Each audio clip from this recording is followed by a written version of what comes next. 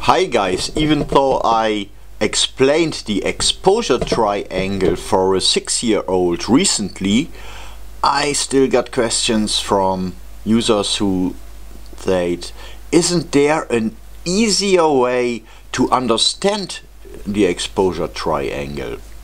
Well, there is. Think of it like a pie you are not allowed to eat from. So, welcome to the exposure pie.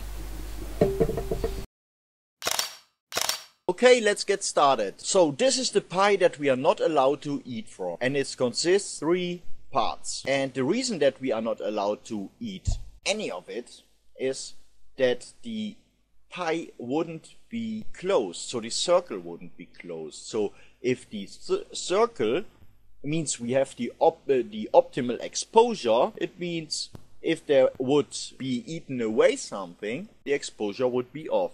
This is the first easy way to understand it. So let's say if this part here in the upper left side would decrease, then or the one in the upper right side would increase, or if we would decide we want to keep that as it is, then the lower part would have to increase. So when we go back to the beginning, we can fill in our values, and these are the values that come right from the exposure triangle. So let's say we have here our aperture, our shutter speed, and our ISO. And let's assume that we are in a situation where our aperture is f8 and our shutter speed is 1/200th of a second.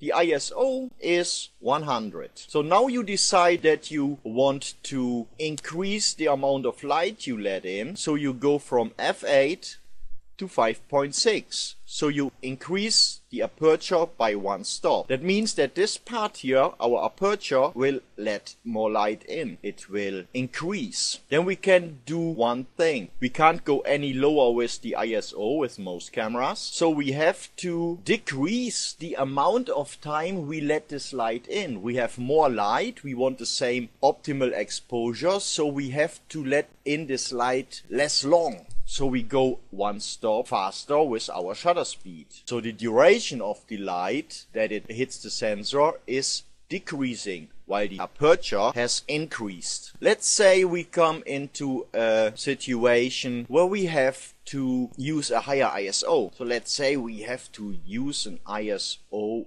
of 200 instead of 100.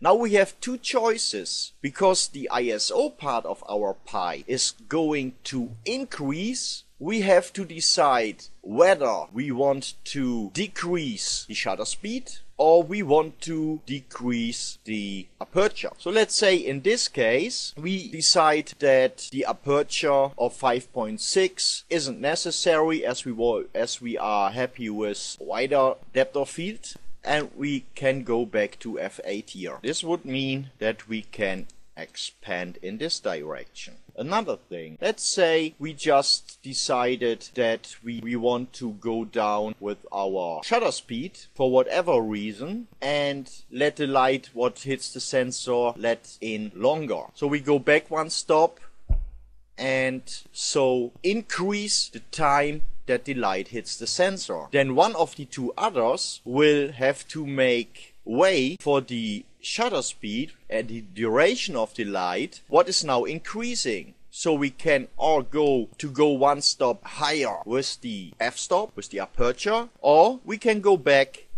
to 100 with the ISO. This means we can increase, better said, decrease the shutter speed, but because it's letting more light, the same amount of light in longer, we can go in this direction. So I hope this helps to understand the aperture triangle a little bit better, and thank you for watching.